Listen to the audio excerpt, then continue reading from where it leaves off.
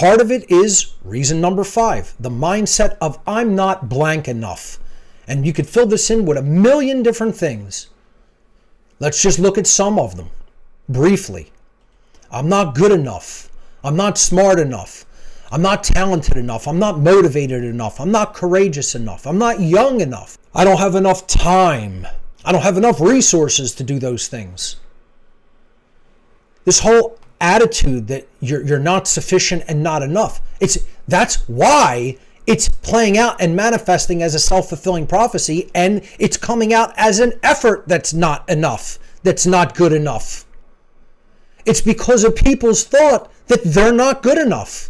People are good enough to do that. For some reason, because of self-loathing that's deeply nested in their psyche, they're not beginning and saying, I can't be that influencer, I can't be that person, I can't do this, I can't do that. Well, guess what? Like the old saying goes in the law of attraction, whether you believe you can or you believe you can't, either way, you're right. That's the problem. Mental viruses telling people to tell themselves, I'm not good enough, I'm not smart enough, I'm not talented enough to get involved and do this. They don't know where to begin. How many times I've heard this from people? I don't know where to start. Start where you're at.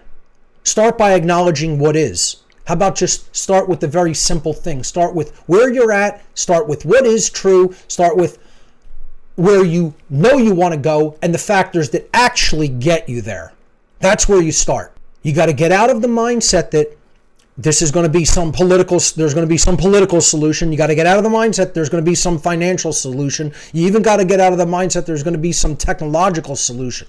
Technology is a component to the solution, but it's not the totality of it. Once you get your mindset straight, you got to influence other people, and the mechanism for that influence is modern day technology and media. But one thing for sure is we got to get out of this dejected mindset of we can't.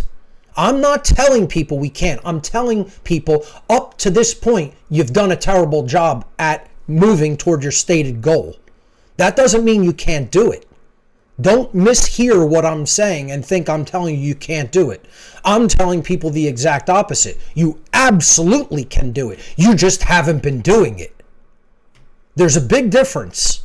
I'm not black-pilled. I'm just very dejected over how poorly our performance has been in this battle.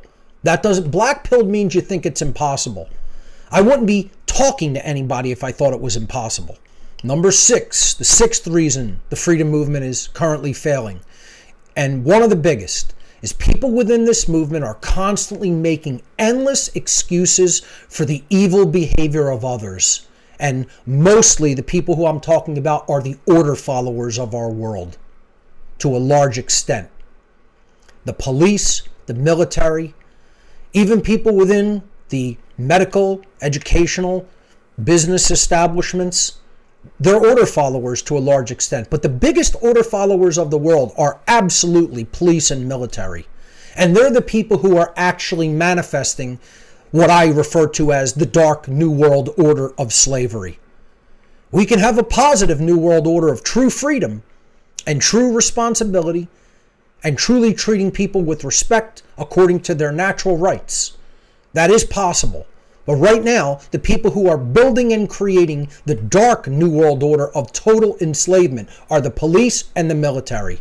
And if you're offended by that statement, get as offended as you like and recognize that it's an indicator that you absolutely don't understand the dynamic. I hear people all the time saying, these people have families to feed. They have, personal responsibilities in life that they have to meet. And people depend on them and they're a core member of a family unit. And making excuses for them destroying other people's freedom because they say they have a family. I couldn't care less that you have a family, and no one else should either. When you're conducting evil, you're not only doing something that is completely immoral to other people, you're bringing down total enslavement on yourself and your own family. How could people say you're possibly doing anything good for them? It doesn't matter whether you're doing something that sustains their physical survival in the short term when you're destroying their freedom and ultimately their soul in the long term. People have to stop making excuses for these evil people. They are following the orders of the true psychopath ruling class, and in doing so, they're destroying freedom for everyone. I've done an entire presentation on the dynamics of order following and how it's always immoral. No matter what order you follow, it's immoral. Because you're abdicating your own personal responsibility to judge objective morality for yourself. And you're saying someone else can do that, and I'll just act unthinkingly, without judging whether it's right or wrong. We have to stop making excuses for these people. They are the most immoral people alive. This is true immorality. Get as offended as you like, people. The police and the military are the enemy. The police and the military are the people who are destroying freedom. Make no mistake about it. If you don't understand that dynamic, you're very ill-informed. And you're very, very naive. And the more people who make excuses for all the freedom-destroying order followers of our world, the more these order followers become further emboldened and will continue the immoral behaviors that they're currently conducting. They will be less likely to ever consider the immorality of their actions, the more excuses we make for them. I'm going to give a big example here, and I don't care who it offends. Here's train loads full of people in boxcars and cattle cars being taken to their slaughter at a concentration camp in the Nazi regime in the late 1930s and early 1940s. And you have the conductor of the train taking them to their death, knowingly taking them to their death, and you have people within the Nazi SS killing squads waiting for them to arrive and take them in to wherever they're going to be gassed, whether it's going to be a mobile unit or a fixed gas chamber. Now, if you could go back in time, would you say to these two men right here in this picture to quit their jobs? Would you tell them to quit their jobs? Answer that question. Would it be right of you to tell them to quit their jobs? Would you make excuses for them? Would you say, oh, I understand you have a family to feed? Think about how silly that sounds. Think about how retarded and dumb that sounds. That you would go and say, oh, guys, I understand you got a family to feed, so you can't quit this job. I mean, that's literally what is happening today.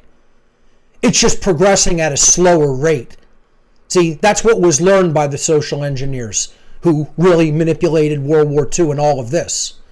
They learned that they can't do it that fast. They got to do it slowly in a stepwise progression over time so that the dumb people of the world don't catch on to what's happening to them. If they do it too fast, then they get resistance. But imagine people wouldn't tell these people to quit their job because they have families to feed. And yeah, it is that situation.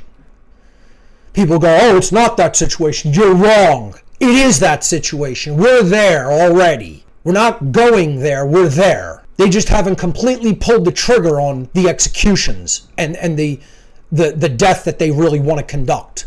But the people who are actually building this total control system are cut from the same cloth as those Nazis standing there.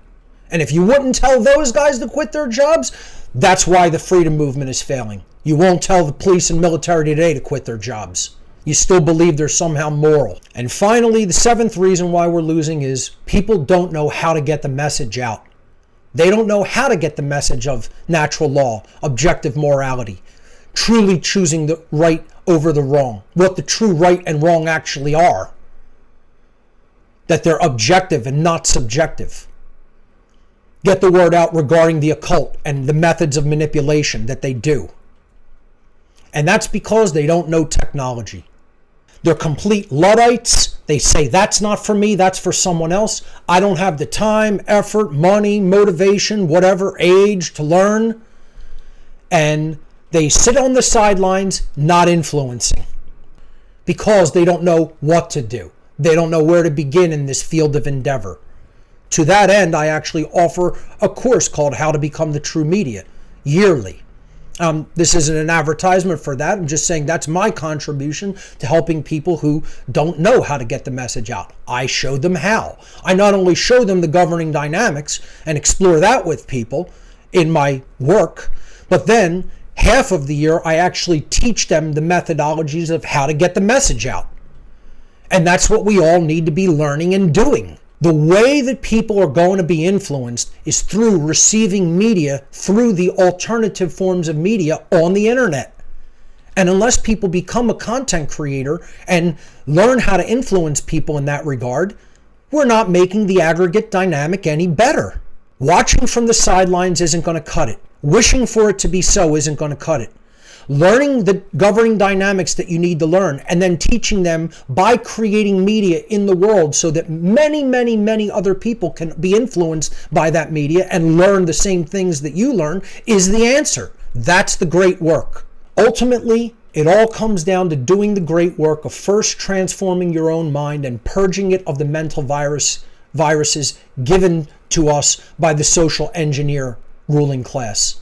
And then secondly, we have to broadcast those ideas out into the field of consciousness to influence other people through creative media that we get involved in making so that it spreads the message and eventually, hopefully, makes it go viral so that true human freedom can be manifested into our world.